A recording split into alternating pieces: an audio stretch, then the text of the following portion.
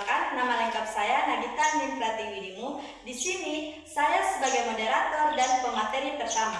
Nah, teman-teman, di sini yang ingin saya jelaskan yaitu mengenai aljabar lanjutan dalam matematika. Mungkin teman-teman juga akan bertanya, apa sih itu aljabar sebenarnya? Nah, teman-teman, aljabar adalah materi aljabar yang mempelajari hubungan antara variabel, fungsi, persamaan, dan grafik yang lebih kompleks dibandingkan dengan aljabar dasar. Nah, teman-teman, dalam aljabar dasar juga membahas dua topik. Yang pertama itu ada topik relasi dan fungsi, dan yang kedua itu ada fungsi eksponensial dan logaritma. Nah, teman-teman, di sini saya menjelaskan, teman-teman juga kan bertanya, apa sih itu relasi sebenarnya? Nah, pengertiannya teman-teman dapat lihat bersama di papan. Nah, relasi adalah hubungan antar suatu objek dengan objek lainnya atau menghubungkan anggota himpunan A ke himpunan B. Nah, relasi itu dapat kita nyatakan dalam bentuk diagram kanan. Nah, ini ada salah satu contoh soal di mana yang diketahui itu ada himpunan A ada 1, 2, dan 3 dan himpunan B ada 1, 3, dan 6. Nah, teman-teman, di sini itu kita akan masukkan ke dalam bentuk diagram panah yang seperti ini, di mana anggota himpunan A itu ada 1, 2, dan 3 dan anggota himpunan B ada 1, 3, dan 6. Nah, di sini kita tinggal menarik anak panah saja, di mana kita akan menarik anak panah dari anggota yang berada di himpunan A ke himpunan B. Contohnya itu angka 1. Anggota yang berada di himpunan A itu kan ada angka 1. Nah, kita tarik anak panahnya mengarah ke anggota yang berada di himpunan B, yaitu angka 1. Jadi model diagram panahnya itu seperti ini. Kak, duduk. Nah, teman-teman, tadi kan kita sudah belajar mengenai relasi. Nah, di sini kita akan belajar mengenai fungsi. Nah, pengertiannya kita lihat bersama di papan. Fungsi adalah relasi yang lebih khusus. Sebuah fungsi juga mengharuskan setiap anggota pertama memiliki tepat satu pasangan. Nah, contoh soalnya seperti ini. Di sebuah kelas terdapat 4 siswa, yaitu ada Puan, Jilin, Minton, George. Nah, setiap siswa memiliki satu nomor absen, contohnya sebagai berikut, di mana Puan nomor absennya itu 1, Jilin nomor absennya 2, Minton nomor absennya 3, dan George adalah nomor absennya itu 4. Nah, di sini kita ditanya, apakah hubungan di atas ini adalah fungsi? Nah, jawabannya iya, karena setiap siswa cuma memiliki satu tepat pasangan.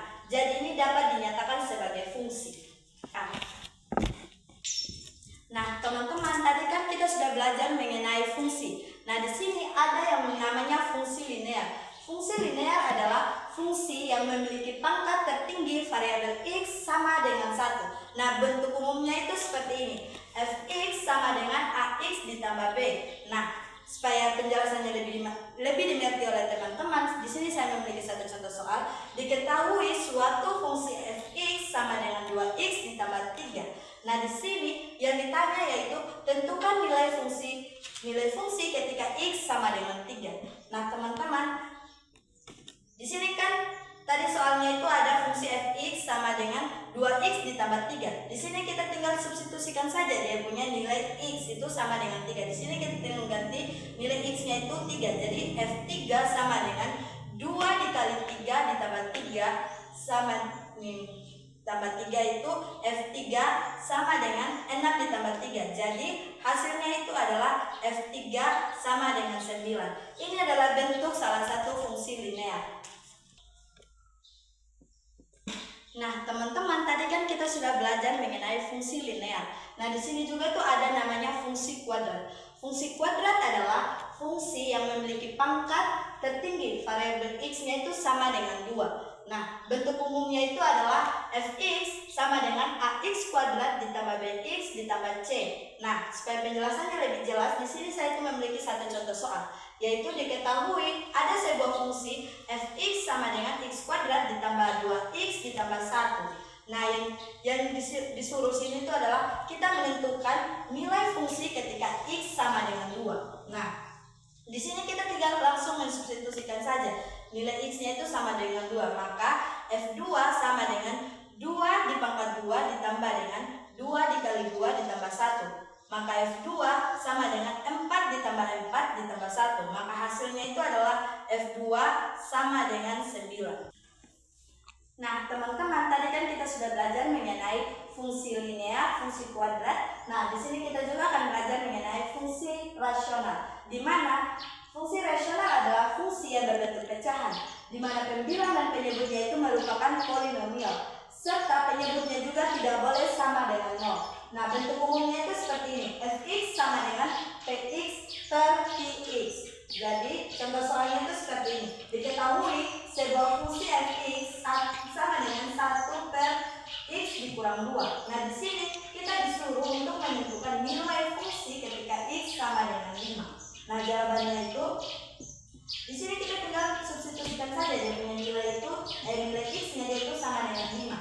Jadi F5 sama dengan 1 per, di sini kan tadi nilai X-nya itu kita akan ganti dengan 5, jadi di sini menjadi 5. Jadi 5 dikurang 2. Jadi hasilnya itu F5 sama dengan 1 per 3. Nah, teman-teman, di sini juga ada yang namanya fungsi inverse. Fungsi inverse adalah fungsi yang digunakan untuk mengembalikan hasil suatu fungsi ke nilai asalnya. Dengan kata lain, jika suatu fungsi mengubah nilai X menjadi nilai Y, maka fungsi inverse akan mengubah nilai Y kembali menjadi nilai X. Nah, ada pun beberapa langkah untuk... Oh, maaf TV goyang. Nah, teman-teman, di sini juga ada namanya fungsi inverse, di mana fungsi inverse adalah fungsi yang digunakan untuk mengembalikan hasil suatu fungsi ke nilai asalnya.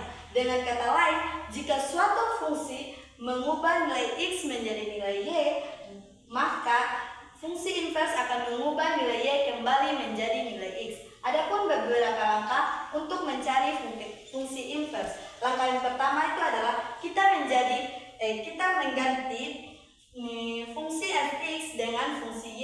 Langkah yang kedua adalah kita tukar posisinya X dengan Y. Langkah yang ketiga, kita harus menyelesaikan persamaan untuk memperoleh nilai Y. Dan langkah yang terakhir adalah kita ganti nilai Y menjadi fungsi inverse X. Nah, di sini pun ada contohnya, contoh soal.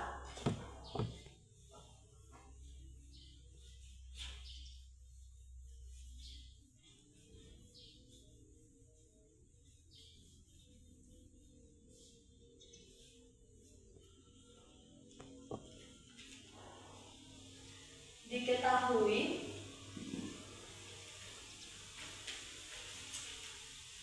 suatu fungsi Fx sama dengan 2x ditambah 4. Nah, di sini kita disuruh untuk menentukan fungsi inverse-nya.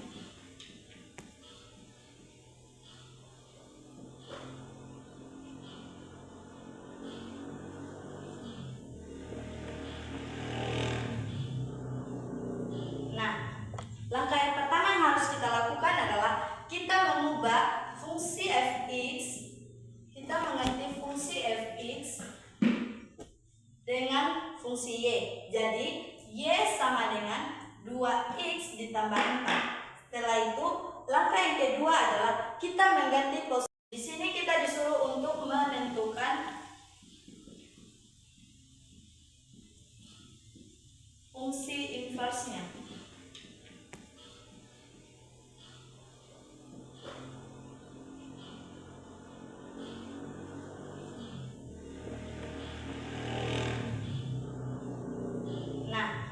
Langkah yang pertama yang harus kita lakukan adalah kita mengubah fungsi Fx, kita mengganti fungsi Fx dengan fungsi Y.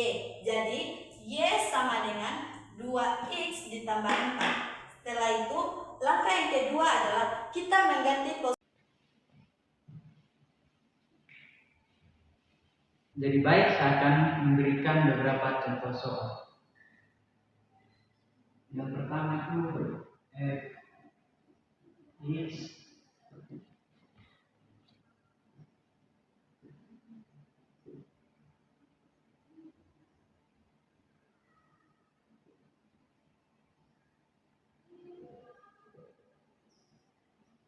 kedua itu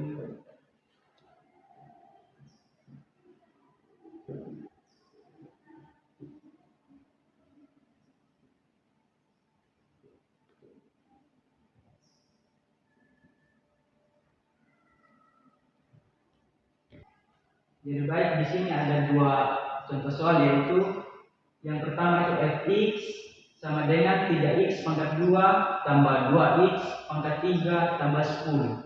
Yang kedua itu fx sama dengan 5x pangkat 2 tambah 3x tambah 2. Di sini saya akan turunkan fungsi tersebut. Jadi penyelesaiannya adalah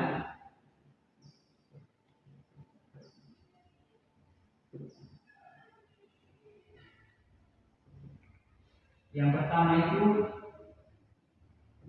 fx 3x pangkat 2 tambah 2x pangkat 3 tambah 10. Di sini saya akan turunkan f aksen x sama dengan 2 kita kalikan dengan 3, hasilnya jadi 6. X pangkatnya kita kurang dengan 1, maka pangkatnya jadi 1. Karena pangkatnya 1 kita tidak perlu tuliskan. Tambah di sini kita kalikan pangkatnya dengan koefisiennya. Jadi 3 kali 2 sama dengan 6. Pangkatnya kita kurangi dengan 1, jadinya x pangkat 2. Karena turunan dari konstanta adalah 0, maka tidak perlu kita tuliskan. Jadi turunan dari fx 3x pangkat 2 tambah 2x pangkat 3 tambah 10, maka turunannya adalah f aksen x sama dengan 6x tambah 6x pangkat 2. Di sini kita akan menyelesaikan soal yang nomor 2. Soalnya adalah fx adalah 5x pangkat 2 tambah 3x tambah 2. Di sini kita akan turunkan fx.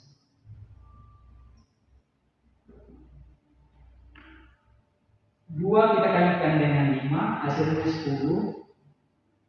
Dan pangkat 2-nya kita kurangi dengan 1, hasilnya x-nya pangkat 1, jadi tidak perlu kita tulis. Tambah, karena pangkatnya di sini tidak kelihatan karena pangkatnya 1. 1 kali 3 adalah 3, dikurangi 1, maka x-nya pangkat 0.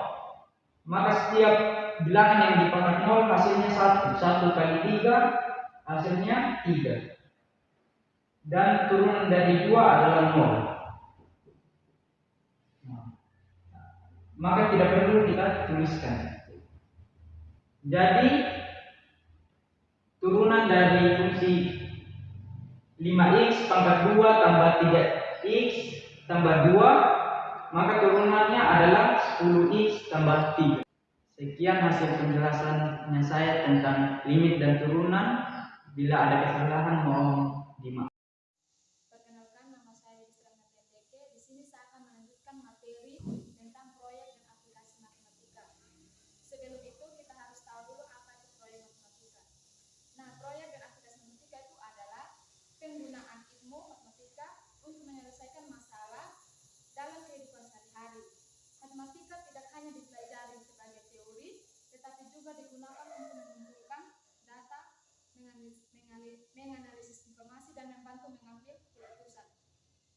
Nah, di proyek aplikasi dan matematika itu ada dua materinya. Yang pertama ada proyek investigasi. Nah, proyek investigasi itu adalah kegiatan untuk meneliti suatu masalah dengan menggunakan langkah-langkah matematika, mulai dari mengumpulkan data sampai menarik kesimpulan. Nah, di proyek investigasi itu langkah-langkah yang pertama ada menentukan masalah. Nah, dalam menentukan masalah, langkah pertamanya adalah memilih masalah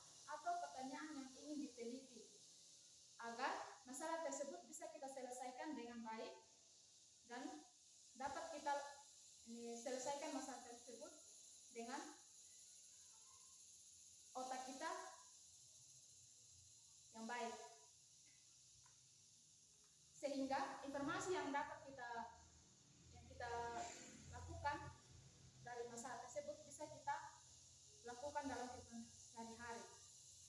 Nah, di sini juga ada langkah kedua, yaitu mengumpulkan data. Untuk mengumpulkan data itu, contoh pertanyaannya adalah beberapa siswa, berapa jam mereka belajar dalam per hari. Contohnya yaitu ada 5 siswa. Yang pertama, siswa pertama belajar per hari 2 jam. Yang kedua, siswa belajar 3 jam. Yang ketiga, siswa belajar 1 jam. Yang keempat, siswa belajar 2 jam. Dan yang kelima, siswa belajar 4 jam. Setelah kita mengumpulkan data tersebut, kita menuju ke mengelola data. Dari kita pengumpulan data, kita olah ke dalam data. Yaitu pertama kita harus hitung dulu rata-ratanya. Sebelum kita hitung ratanya kita masukkan rumusnya. Hapus.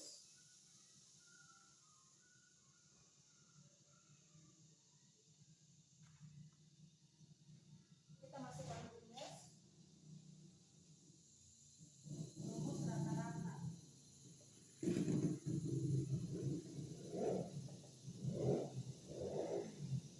Yaitu bar sama dengan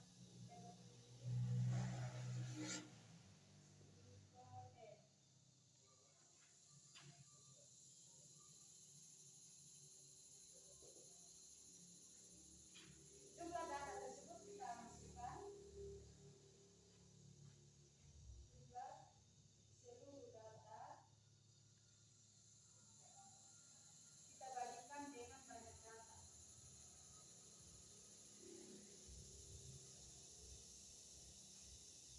Kita masukkan dari jam yang sudah siswa belajar, yaitu kita menambahkan 2 tambah 3 tambah 1 tambah 2 tambah 4. Kita bagikan dengan banyak data, yaitu 5 orang siswa.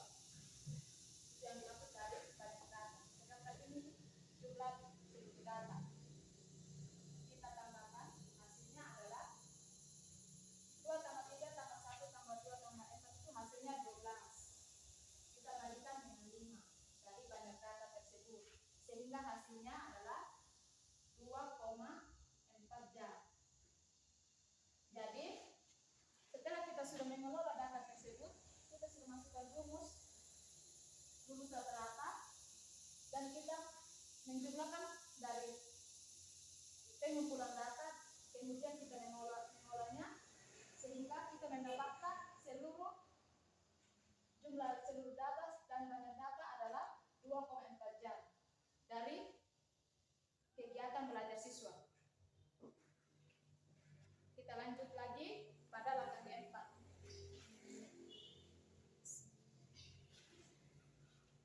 Semuanya kita kan sudah mengumpulkan data dan mengolah data. Kemudian kita menyimpulkan dari seluruhnya, yaitu kita menyimpulkan banyaknya data dan jumlah seluruh data, yaitu rata-rata siswa belajar dalam 2,4 jam per hari. Dan langkah kelimanya yaitu kita menyajikan laporan dalam bentuk tabel maupun grafik. Seperti itu.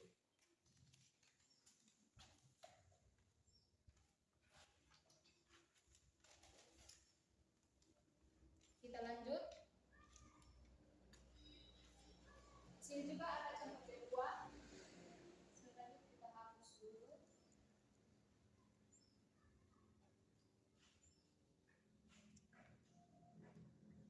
Contoh keduanya yaitu pertanyaannya, apakah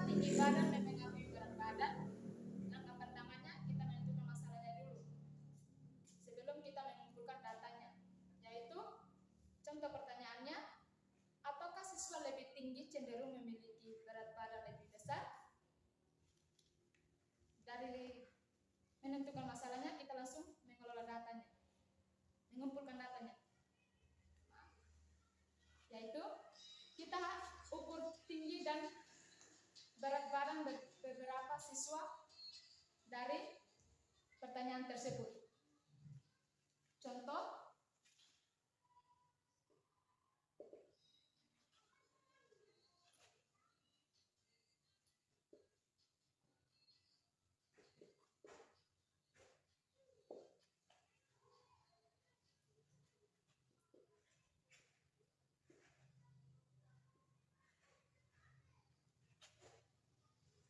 siswa pertama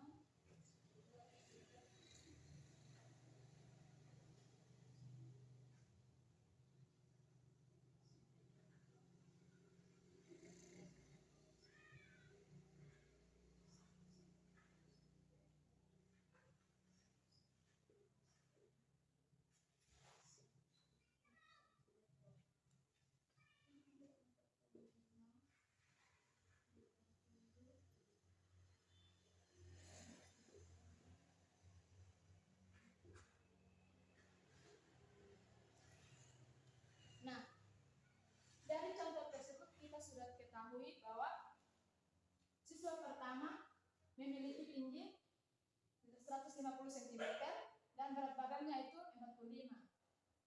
Siswa kedua memiliki tinggi 155 cm dan berat badannya 50. Siswa ketiga memiliki tinggi badan 160 cm dan berat badan 55. Siswa keempat memiliki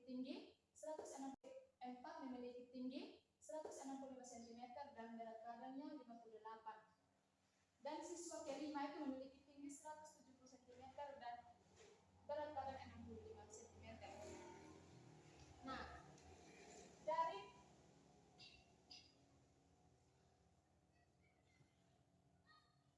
dari pengukuran tinggi dan berat badan dari siswa tersebut, kita mengelola datanya, yaitu kita bandingkan datanya atau buat grafik dari data yang terlihat. Yang pertama, kita harus tahu berat badan juga yang cenderung naik. Langkah keempatnya, setelah kita sudah mengelola dan mengumpulkan data tersebut, kita melakukan yaitu namanya menyimpulkan. Kita menyimpulkan dari berat badan siswa dan tinggi badan siswa. Nah, yaitu kita hubungkan antara tinggi badan dan berat badan siswa. Yang artinya semakin tinggi seseorang, biasanya berat badannya juga bertambah, meskipun tidak selalu. Langkah kelimanya, kita menyajikan laporan. Setelah kita mengumpulkan data, mengelola data, kita lanjut pada menyajikan laporan yang seperti kita membuat tabel dan diagram maupun grafik.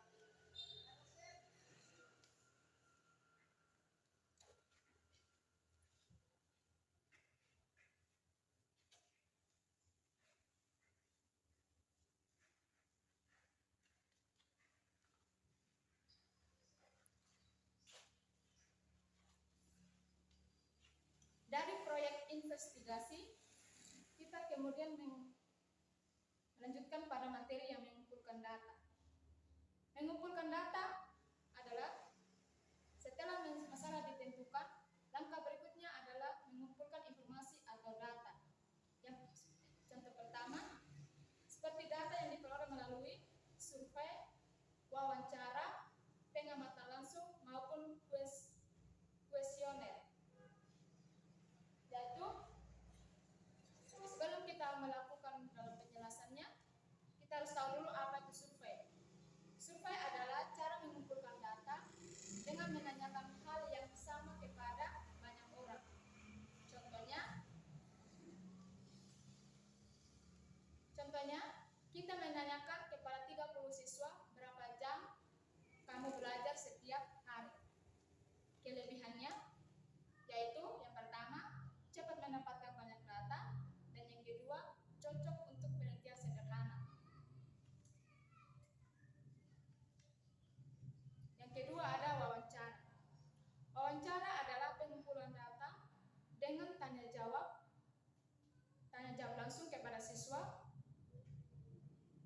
narasumber. Contohnya, mewawancarai siswa tentang kebiasaan belajar mereka di rumah. Penelitiannya adalah yaitu jawabannya lebih detail. Yang kedua, bisa menggali informasi lebih dalam.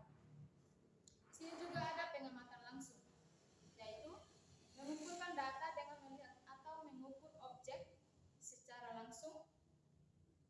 Contohnya, mengukur tinggi badan dan berat badan siswa menggunakan alat ukur. Contohnya alat ukur seperti meter, bisa juga kita menggunakan apa ya?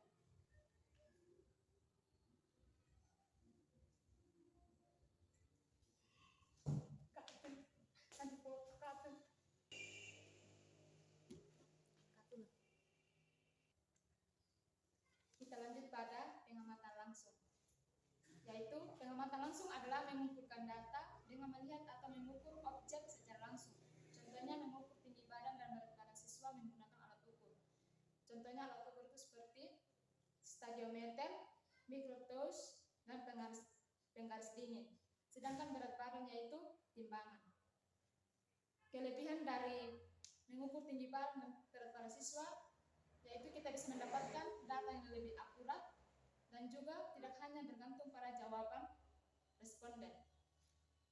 Kemudian ada kuesioner. Kuesioner adalah daftar pertanyaan tertulis yang diisi oleh responden. Contohnya pada saat kita mengisi angket pada registrasi mahasiswa. Di situ kita bisa mengisi apa yang sudah dianjurkan dari kampus. Seperti kita bisa mengisi kuesioner pada link yang diberikan dari sekolah maupun perguruan tinggi. Sebelum itu, di sini juga kita ada yang namanya mengolah data. Mengolah data yaitu data yang sudah terkumpul kemudian kita olah agar mudah dipahami. Contoh mengolah data yaitu yang pertama kita menghitung rata-rata, yang kedua membuat tabel, dan yang ketiga membuat diagram atau grafik. Dan yang terakhir itu ada menyimpulkan. Setelah data yang sudah kita analisis, kita simpulkan berdasarkan hasil perhitungan yang sudah kita kelola. Dari proyek investigasi, kita kemudian melanjutkan pada materi yang mengumpulkan data. Mengumpulkan data adalah setelah masalah ditentukan, langkah berikutnya adalah mengumpulkan informasi atau data. Yang contoh pertama, seperti data yang diperoleh melalui survei, wawancara, pengamatan langsung maupun kuesioner. Yaitu sebelum kita melakukan dalam penjelasannya, kita harus tahu dulu apa itu survei. Survei adalah cara mengumpulkan data dengan menanyakan hal yang sama kepada banyak orang.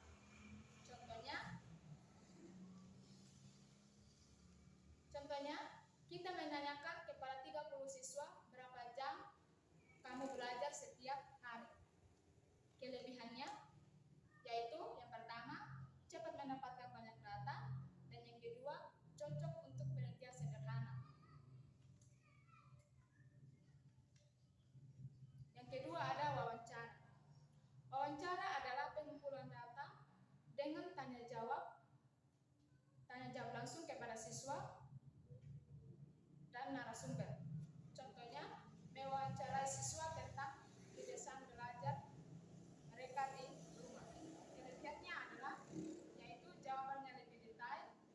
Yang kedua, bisa menggali informasi lebih dalam. Di sini juga ada pengamatan langsung, yaitu mengumpulkan data dengan melihat atau mengukur objek secara langsung. Contohnya, mengukur tinggi badan dan berat badan siswa menggunakan alat ukur. Contohnya alat ukur seperti meter, bisa juga kita menggunakan apa ya?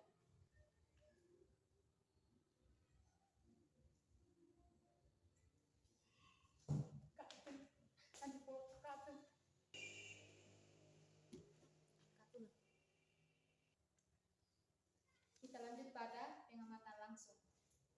Yaitu pengamatan langsung adalah mengumpulkan data dengan melihat atau mengukur objek secara langsung. Contohnya mengukur tinggi badan dan berat badan siswa menggunakan alat ukur. Contohnya alat ukur itu seperti stadiometer, mikrotous, dan penggaris dingin. Sedangkan berat badan yaitu timbangan. Kelebihan dari mengukur tinggi badan dan berat badan siswa yaitu kita bisa mendapatkan data yang lebih akurat dan juga tidak hanya bergantung pada jawaban responden. Kemudian ada kuesioner. Kuesioner adalah daftar pertanyaan tertulis yang diisi oleh responden. Contohnya pada saat kita mengisi angket pada registrasi mahasiswa. Di situ kita bisa mengisi apa yang sudah dianjurkan dari kampus.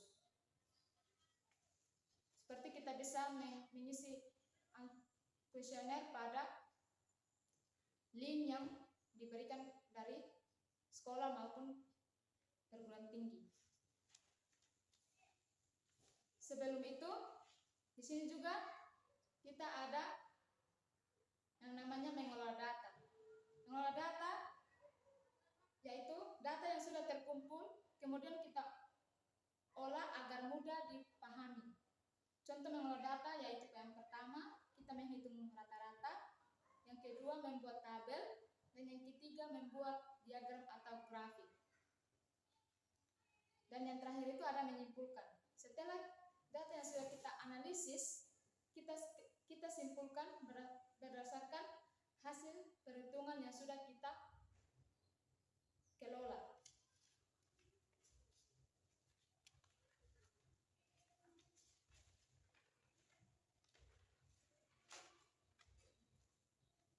Nah, di sini ada contoh dari survei.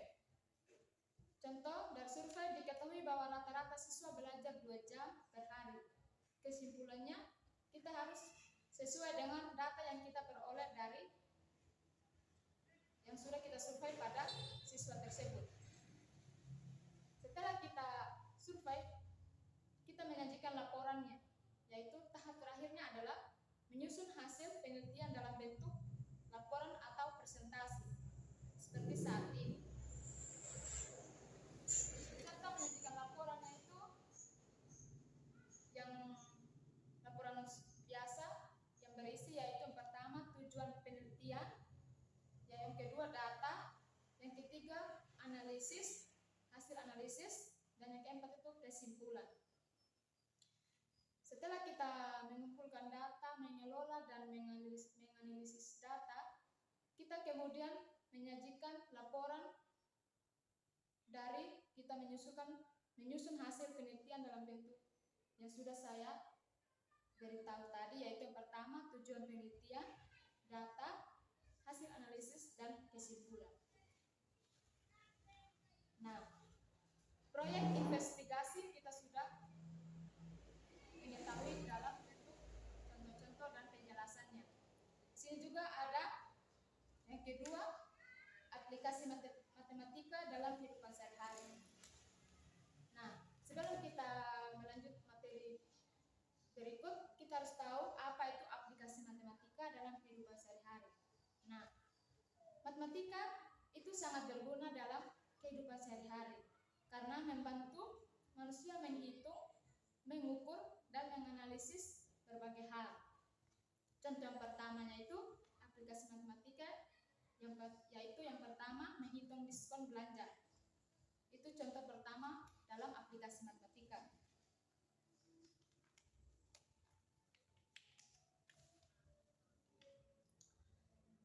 Pertanyaannya, saat membeli barang diskon, matematika membantu mengetahui harga akhir yang harus kita bayar. Contoh pertama, pertanyaan, sebuah tas memiliki harga 150.000 dan mendapatkan diskon 20%. Berapa harga tas setelah diskon? Contoh pertanyaan tadi, sebuah tas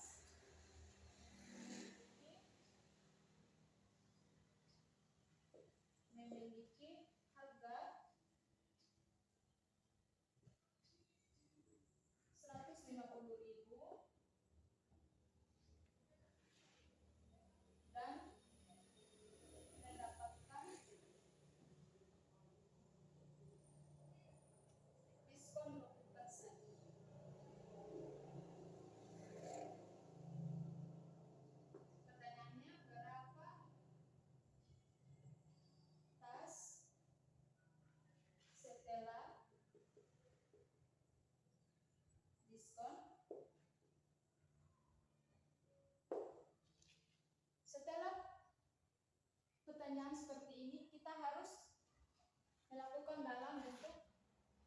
menjawab pertanyaan, yaitu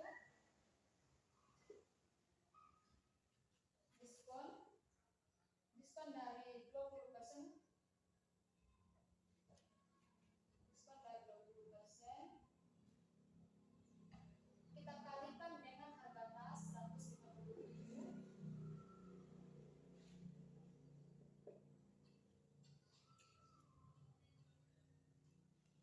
karena 20% dikalikan dengan 150 kita ubah dalam bentuk persennya itu yaitu 0,20 karena 20% itu yaitu 0,20 kita kalikan dengan harga tas 150.000.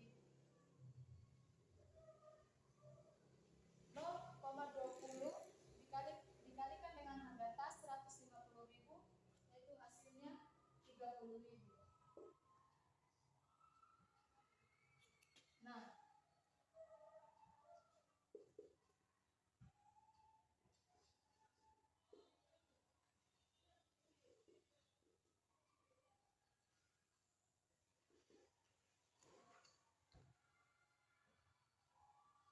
harga setelah diskon yaitu 150.000.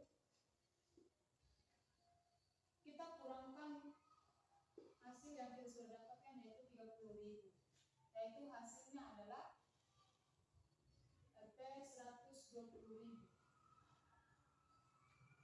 Dari hasil yang kita sudah dapatkan ini 0,20 dikalikan dengan harga tas 150.000 kita mendapatkan 30.000. Dan harga setelah diskon yaitu 150 kita kalikan harga yang kita sudah dapatkan yaitu 30.000 kita kurangkan menjadi 150.000 dikurangkan 30.000 yaitu 120.000. Jadi harga tas setelah diskon adalah 120.000. Kita lanjut pada contoh kedua.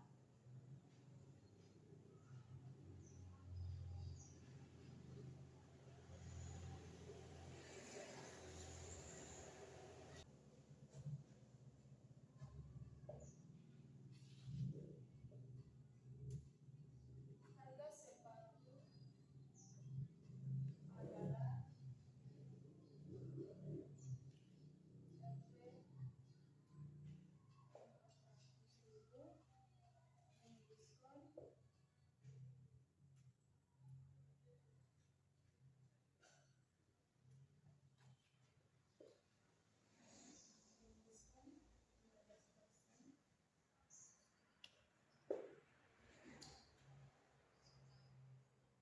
berapa potongan harganya. Nah, pertanyaannya harga sepatu adalah 400.000 dengan diskon 15%. Pertanyaannya berapa potongan harganya? Jawab. Diskon 15% kita kalikan harga sepatu yaitu 400.000.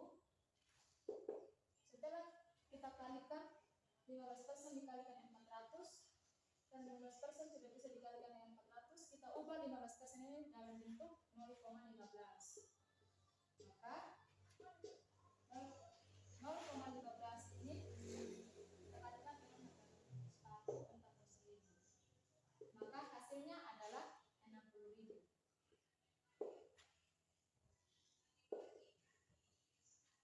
Nah, setelah kita mendapatkan hasilnya yaitu 60.000 dari harga tas tersebut dengan diskon 15%, kita sudah mendapatkan 60.000. Jadi potongan harga sepatu dan pertanyaan tersebut adalah 60.000 dari diskon 15%. Lanjut ke contoh berikut.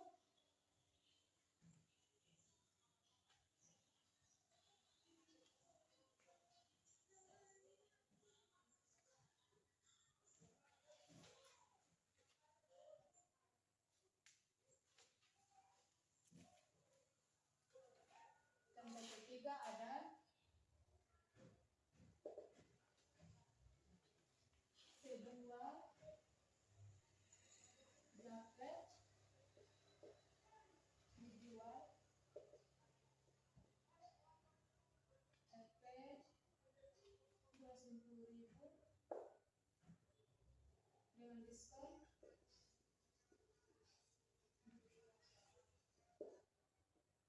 dengan diskon 30%. Berapa harga yang harus dibayar?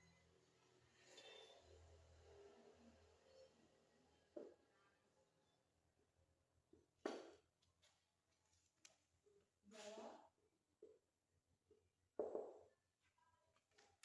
Dari diskon 30.000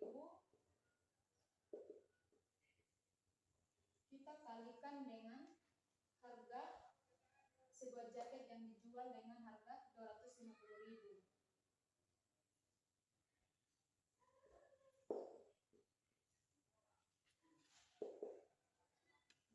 Seperti yang tadi, 30%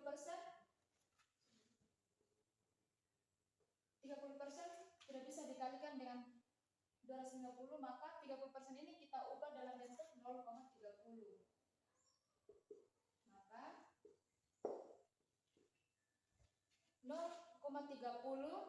dikalikan dengan harga jaket 250.000, yaitu hasilnya adalah 75,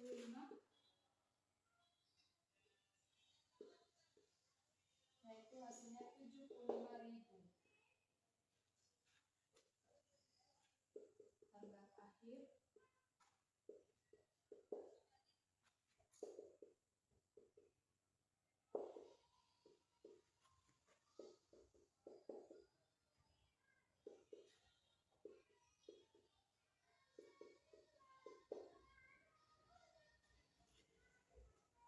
setelah kita mendapatkan hasil dari 0,30 dikali dengan 250, yaitu 75.000, kita kurangkan lagi dengan harga jaket tersebut.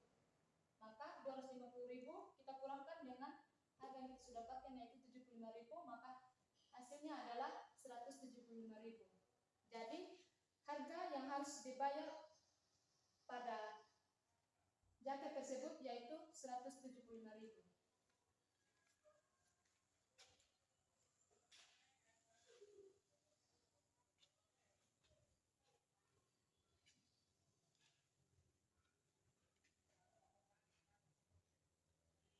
Lanjut.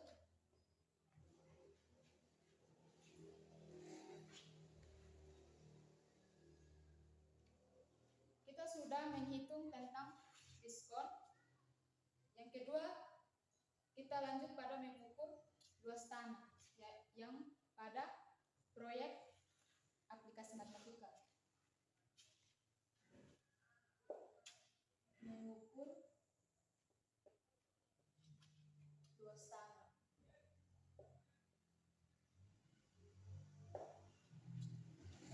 Nah, sebelum kita lanjut, matematika digunakan untuk menghitung luas tanah atau bangunan. Contoh pertama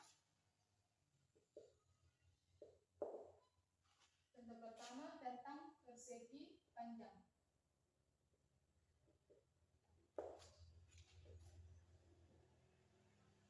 Pertanyaannya,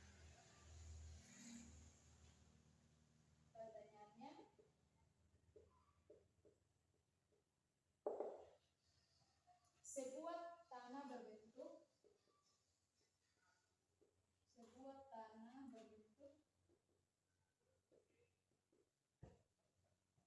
persegi panjang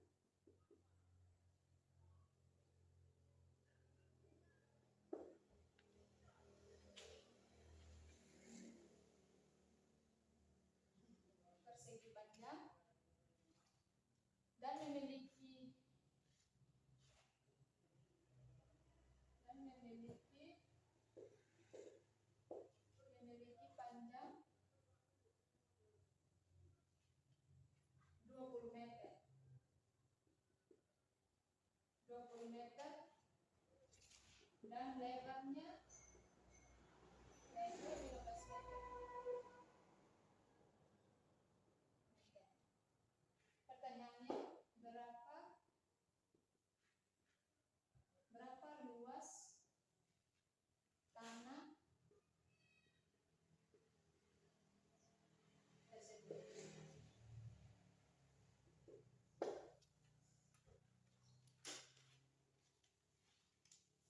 Jawab.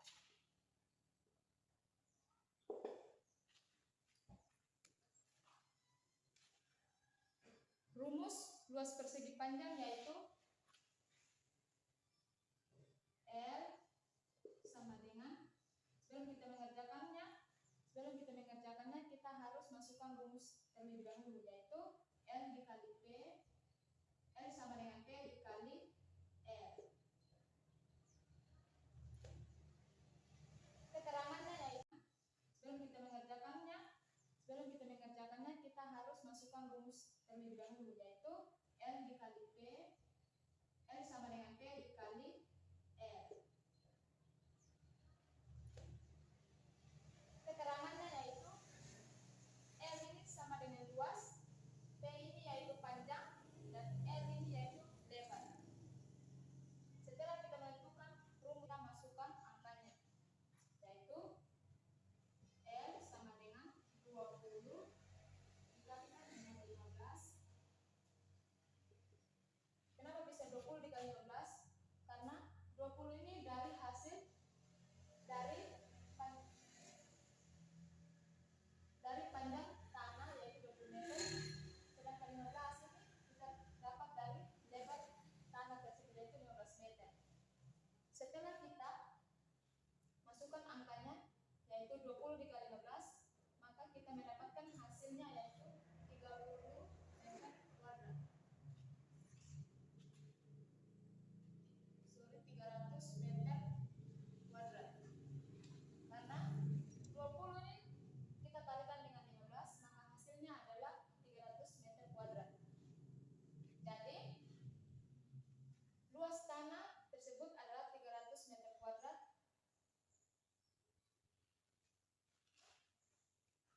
Dari pertanyaan tersebut. Kita lanjut lagi, contoh kedua.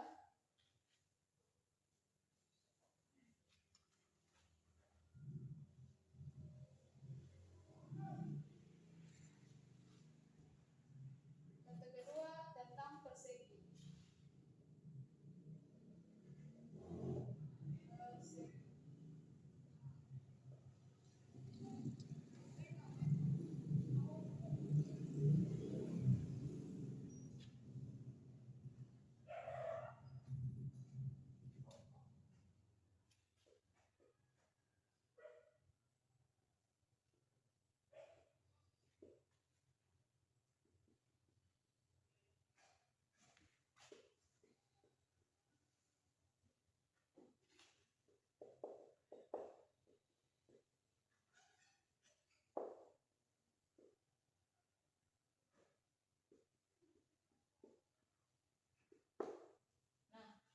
Contoh kedua ada tentang persegi. Pertanyaannya, sebuah tanah berbentuk persegi dengan panjang sisi 12 meter. Berapakah luasnya?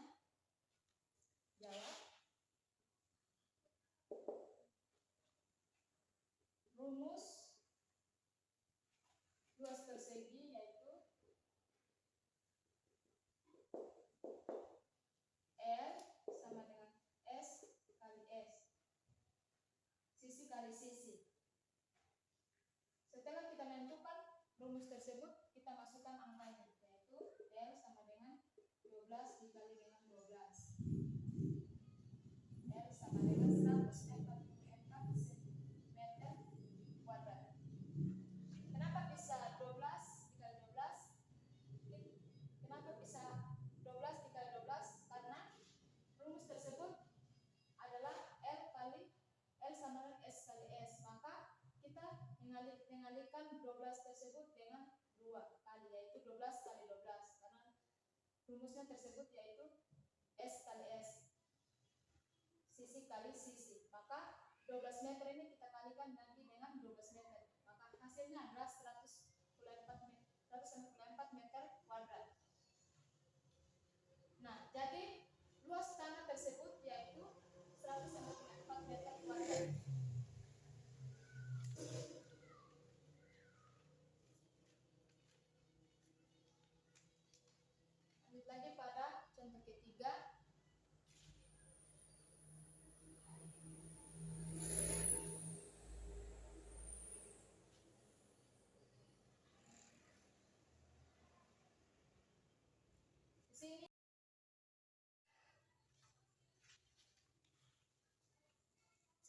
kita menentukan hasil diskon pada track aplikasi matematika dan mengukur luas tanah. Di sini juga ada menentukan bunga tabungan. Contoh pertanyaannya, di sini ada Rina menabung 5 juta dengan bunga 4% per tahun. Pertanyaannya, berapa jumlah uang Rina setelah 1 tahun? Jawab. Kita menghitung bunga tersebut, yaitu 4% ini kita bagikan dengan 100% dan kita kalikan dengan tabungan 5 juta. Jadi hasilnya itu 200.000. Setelah kita menentukan hasilnya, kita menentukan lagi pada jumlah uang akhir, yaitu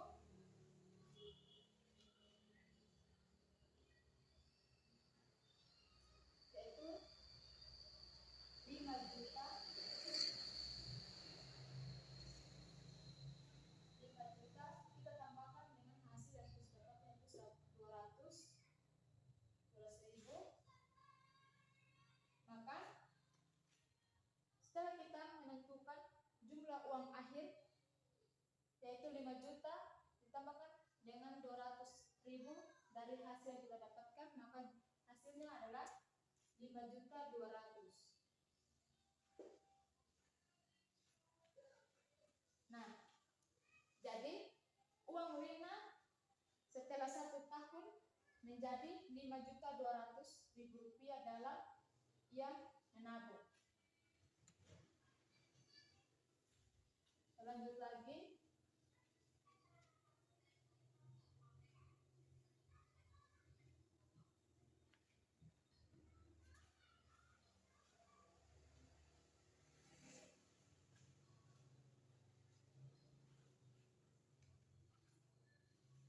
Setelah kita menentukan bunga uang, di sini ada analisis grafik ekonomi. Analisis grafik ekonomi. Sebelum kita lanjut pada contohnya, contoh soal, di sini ada analisis grafik ekonomi, yaitu matematika digunakan untuk membaca grafik harga, inflasi atau pertumbuhan ekonomi.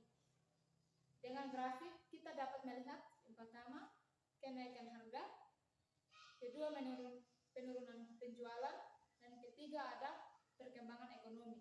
Contoh pertama ada kenaikan harga.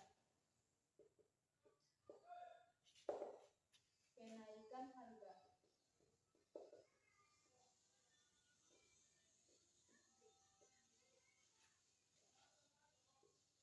Dengan pertanyaan sebuah grafik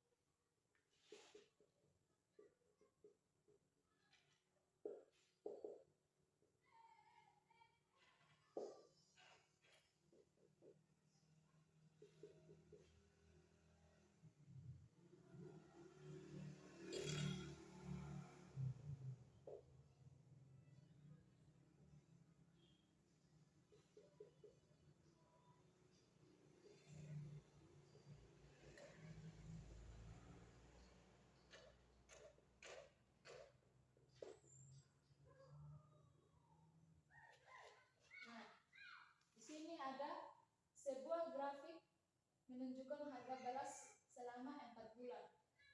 Yang pertama ada bulan Januari dengan harga beras 12.000 kg. Yang kedua Februari 13.000 kg. Ketiga ada bulan Maret dengan harga 12.000 kg dan bulan April ada 15.000 kg.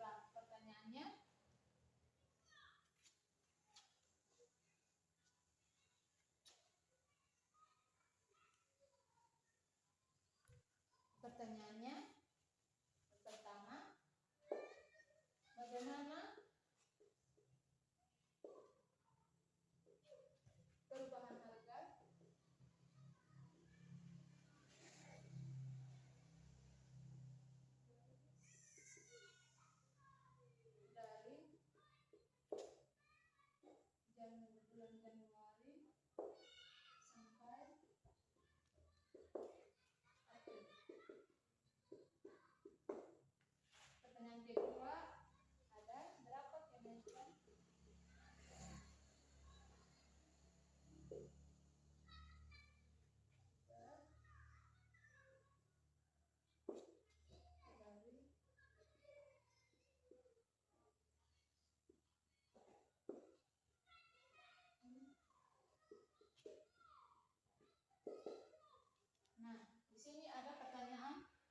Yang pertama, bagaimana perubahan harga beras dari Januari sampai April.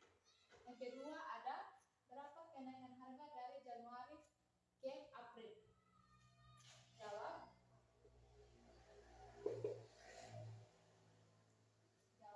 Pertama, kita harus menentukan dulu harga beras. Harga beras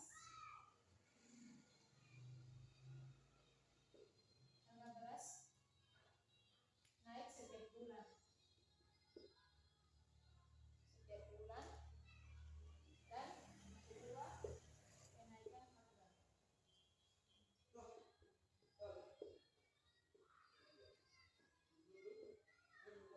Nah,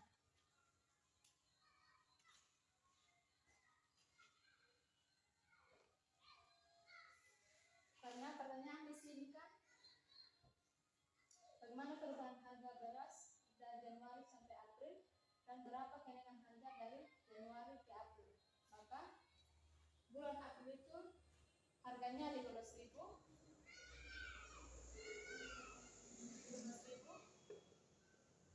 Kita kurangkan dengan bulan Januari yaitu 12.000.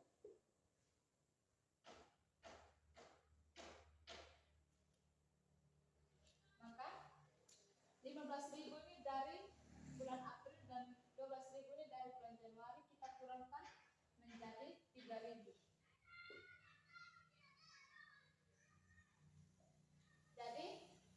Jadi harga beras naik itu dalam 1 bulan yaitu 3.000 kilogram.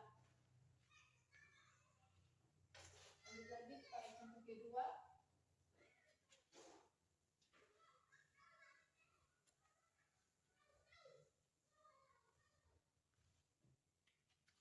Contoh kedua ada tentang penurunan jualan. Penjualan.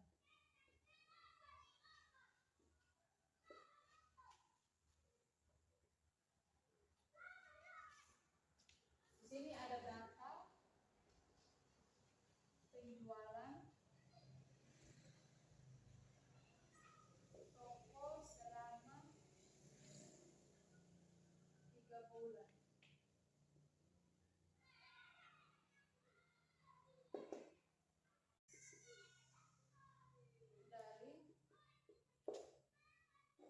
Dari bulan Januari sampai April.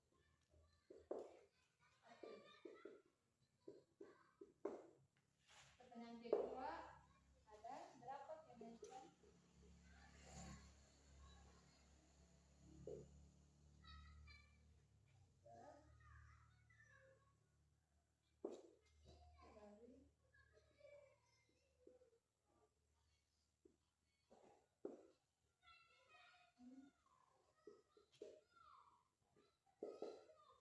Nah, di sini ada pertanyaan 2. Yang pertama, bagaimana perubahan harga beras dari Januari sampai April. Yang kedua, ada berapa kenaikan harga dari Januari ke April. Jawab.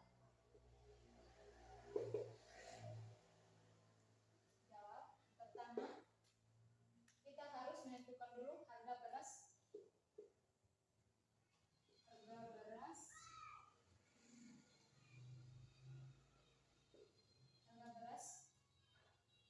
naik setiap bulan. Dan kedua, kenaikan harga.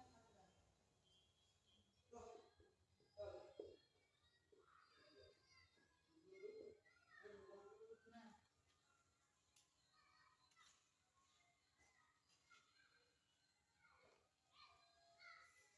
karena pertanyaan di sini kan, bagaimana perubahan harga beras dari Januari sampai April dan berapa kenaikan harga dari Januari ke April. Maka bulan April itu harganya 15.000.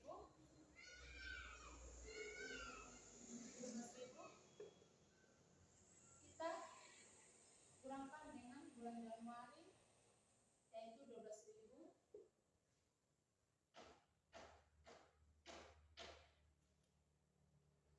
Maka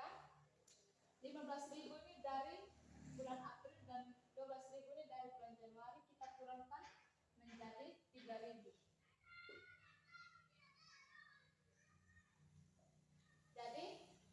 Jadi harga beras naik itu dalam 1 bulan yaitu 3.000 kilogram.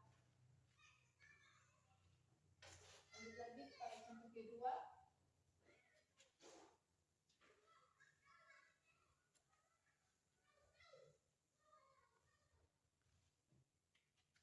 Contoh kedua ada tentang penurunan jualan. Penjualan.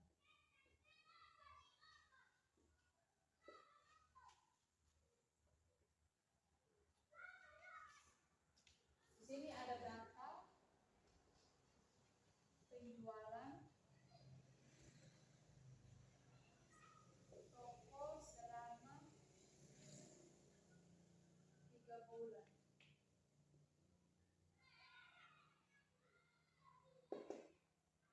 Pertama ada bulan Januari dengan 200 barang. Kedua ada Februari dengan 180 barang. Dan yang terakhir ada bulan Maret dengan 150 barang. Maka pertanyaannya adalah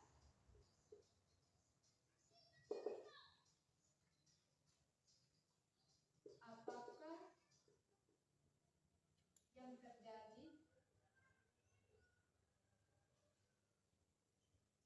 yang terjadi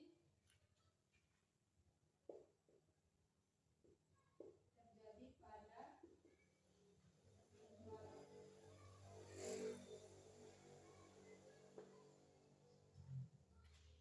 Nah, dari pertanyaan tersebut kita tinggal menjawab.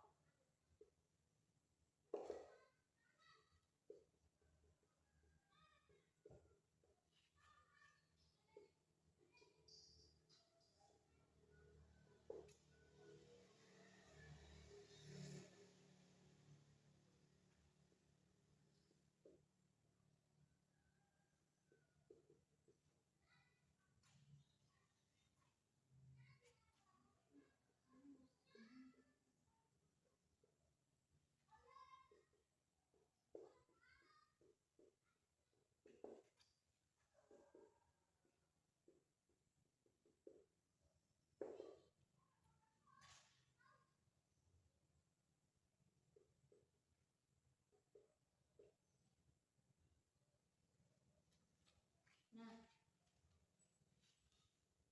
untuk pertanyaannya, apa yang terjadi pada penjualan? Jawab, penjualan mengalami penurunan setiap bulan dan penurunan dari Januari ke Maret. Maka kita kurangkan dari 200 barang ini dari bulan Januari kepada 150 ini pada bulan Maret. Maka 200 kita kurangkan dengan 150 barang dan kita mendapatkan hasilnya 50 barang. Jadi penurunan setiap penjualan barang yaitu 50 barang. Mungkin hanya itu yang bisa saya sampaikan dari materi tersebut. Jika ada kesalahan yang saya sampaikan, mohon maaf. Sekian dan terima kasih. Perkenalkan, nama saya Aminarti Nekii dari kelompok 2 sebagai pemateri ketiga. Di sini saya akan menjelaskan materi tentang geometri dan trigonometri lanjutan. Nah, di sini kita perlu tahu dulu apa itu trigonometri. Trigonometri adalah cabang matematika yang mempelajari hubungan antara sisi dan sudut pada segitiga, terutama segitiga siku-siku. Trigonometri membahas perbandingan sisi pada segitiga siku-siku. Nah, di sini ada sin theta sama dengan sisi depan per sisi miring. Cos theta sama dengan sisi samping per sisi miring.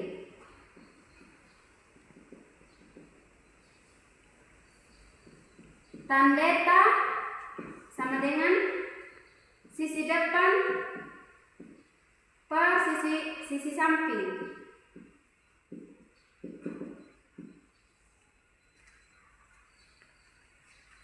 Setelah itu, ada satu rumus yang sangat penting dan selalu berlaku untuk semua sudut, yaitu identitas trigonometri.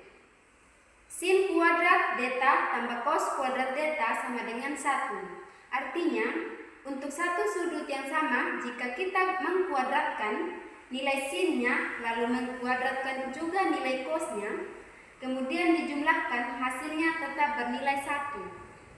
Rumus ini sangat berguna untuk mencari nilai yang belum kita ketahui. Misalnya, kalau kita sudah tahu nilai sin, kita bisa langsung cari nilai cosnya tanpa perlu mengukur sisi segitiganya. Nah, di sini ada contoh soal. Jika sin theta sama dengan 3/5, tentukan cos theta. Jawaban, kita pakai rumus sin kuadrat theta tambah cos kuadrat theta sama dengan 1. Jadi 3/5 kuadrat tambah cos kuadrat theta sama dengan 1. 9/25 tambah cos kuadrat theta. Kenapa bisa dapat 9/25? Karena di sini sin kuadrat, jadi 3 kali 3 sama dengan 9, 5 kali 5 sama dengan 25. Kemudian cos kuadrat theta sama dengan 1 dikurangi dengan 9/25 sama dengan 16. Nah, di sini kenapa bisa dapat 16? Karena angka 1 ini kita ubah ke bentuk pecahan biasa. Jadi angka 1 ini kita ubah ke bentuk 25/25. Kita hanya perlu mengubah pembilangnya saja. Penyebutnya tetap 25. Jadi 25 kurang 9 sama dengan 16. Kemudian cos sama dengan kuadrat 16/25 sama dengan 4/5. Nah, di sini kenapa bisa dapat 4/5? Karena akar dari 16 itu sama dengan 4, akar dari 25 itu sama dengan 5. Jadi hasilnya 4/5. Selanjutnya, aplikasi trigonometri. Kegunaan trigonometri, kita bisa memakainya untuk mengukur tinggi bangunan, jarak, atau sudut yang tidak bisa kita ukur langsung. Di sini ada contohnya. Jarak pengamat ke puncak menara sama dengan 20 meter. Sudut pandang ke puncak menara sama dengan 45 derajat. Berapa tinggi menaranya? Kita pakai rumus tan. Tan theta sama dengan tinggi per jarak. Tan 45 derajat sama dengan tinggi per 20. Karena nilai tan 45 derajat sama dengan 1, maka 1 sama dengan tinggi per 20. Jadi 1 kali 20 sama dengan 20. Jadi tinggi menara tersebut adalah 20 meter. Selanjutnya, bangun ruang. Bangun ruang adalah rumus volume bangun ruang, yaitu kubus volume sama dengan S kuadrat, sisi kali sisi kali sisi. Balok volume sama dengan panjang kali lebar kali tinggi. Tabung volume sama dengan pi kali R kuadrat kali tinggi.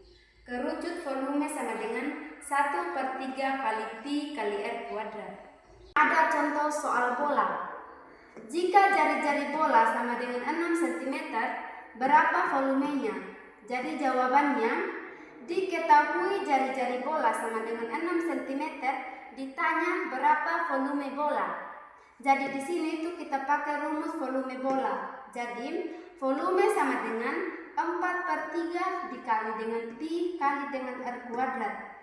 Kemudian kita masukkan nilainya.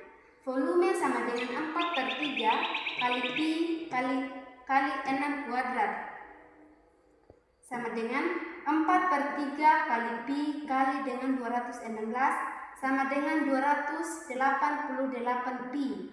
Nah, di sini kenapa bisa dapat 216? Karena di sini itu jari-jarinya 6 kuadrat, jadi 6 itu dikalikan sebanyak 3 kali. 6 kali 6 kali 6 hasilnya 216. Kemudian di sini kenapa bisa dapat 288? Karena ini 216 bagi 3 itu hasilnya 72. Kemudian 72 dikali dengan 4 hasilnya 288 pi. Sekian dari hasil presentasi saya. Terima kasih. Perkenalkan, nama saya Nasir Muslimin. Di sini saya akan menjelaskan statistika dan teori. Yang pertama adalah statistika. Statistika adalah ilmu yang mempelajari tentang pengumpulan data, penyusunan data, penyajian data, dan pengambilan kesimpulan secara cepat. Yang pertama di sini adalah ilmiah.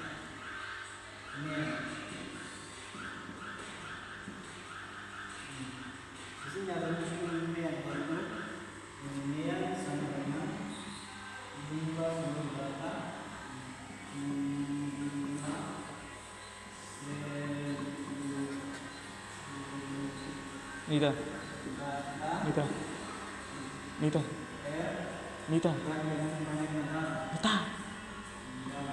Nita.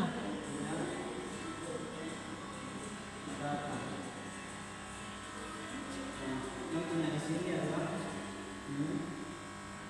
nilai ulang Nita. siswa kelas 9. Mati lampu. Tolong mati lampu. Di sini nilai siswa, nilai Mati lampu. siswa sesuai dengan 80,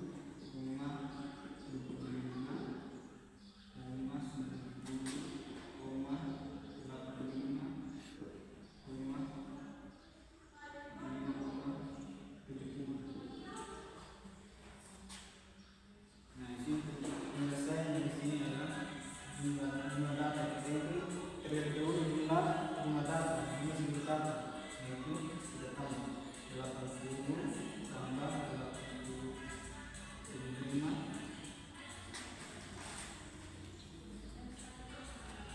tambah 90 tambah 85 tambah 90. Jadi jumlahnya apa? Jumlah datanya di sini, banyaknya data di sini adalah 400 dengan 400. Sekarang kita mencari banyaknya data, yaitu banyaknya data di sini ada 5. Jadi 1, 2, 3, 4, 5, yaitu terbagi dengan 5. Jadi hasilnya 400 dibagi 5 sama dengan 80. Jadi nilai rata-ratanya di sini adalah 80. Kemudian kita masuk di ilmiah atau nilai tengah.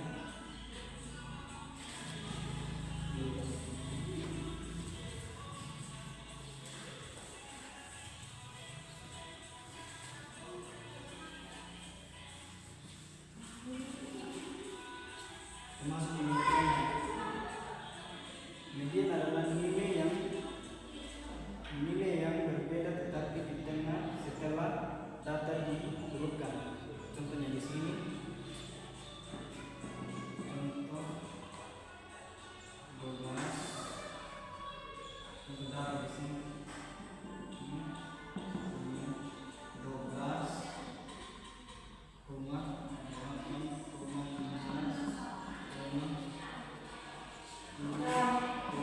2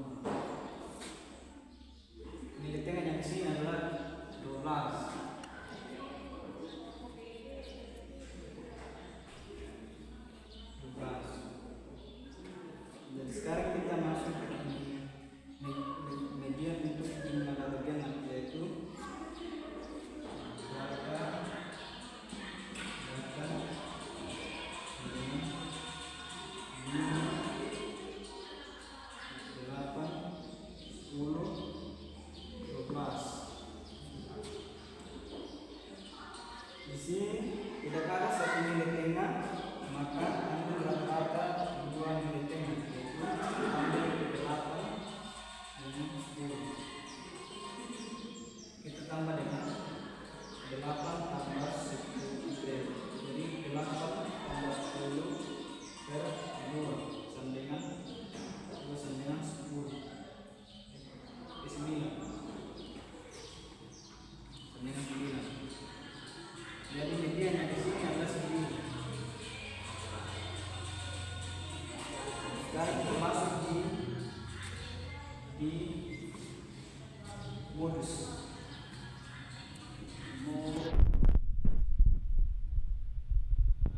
Modus adalah nilai yang paling sering muncul.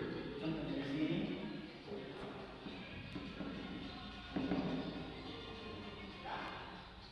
Contoh di sini.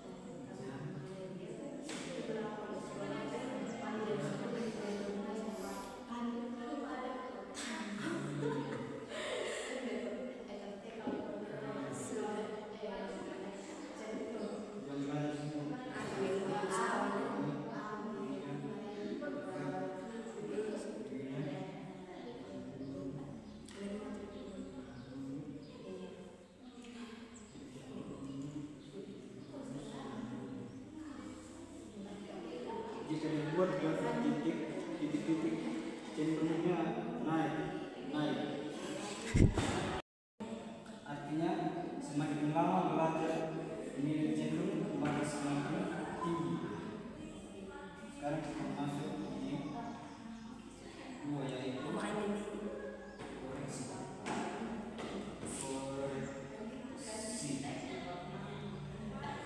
Di sini ada koreksi.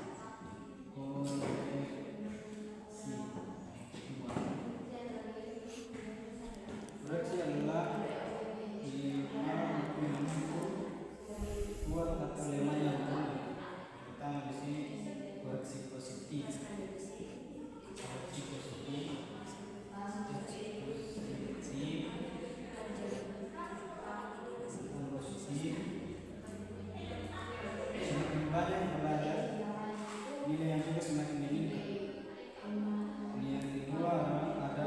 sinergi.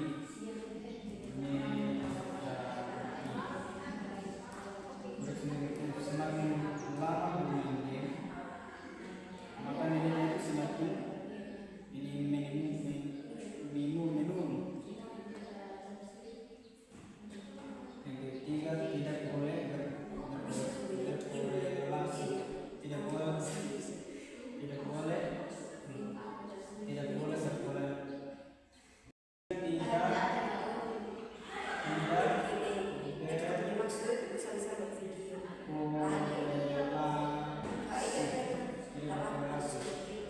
ukuran sepatu, contohnya di sini ukuran sepatu dan nilai sepatu tidak ada ukuran yang jelas.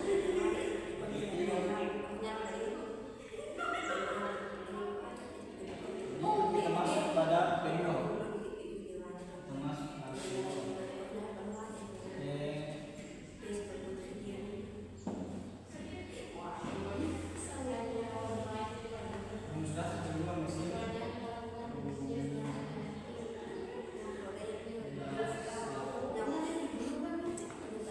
Ini ada rumus tertentu yaitu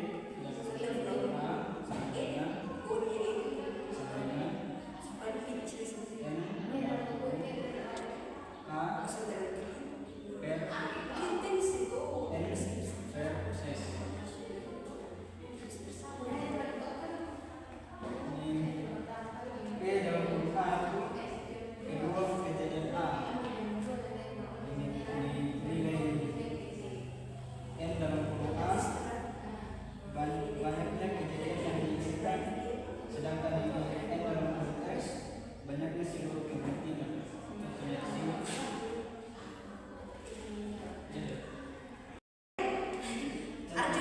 Contohnya di sini.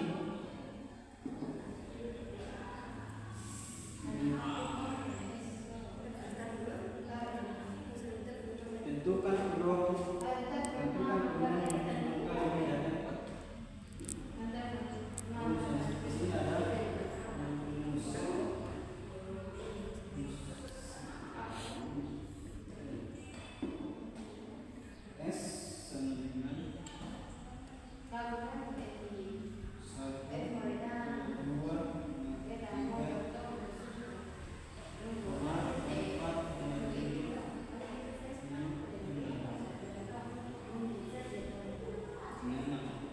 jumlah seluruh kemungkinannya itu ada 6, yaitu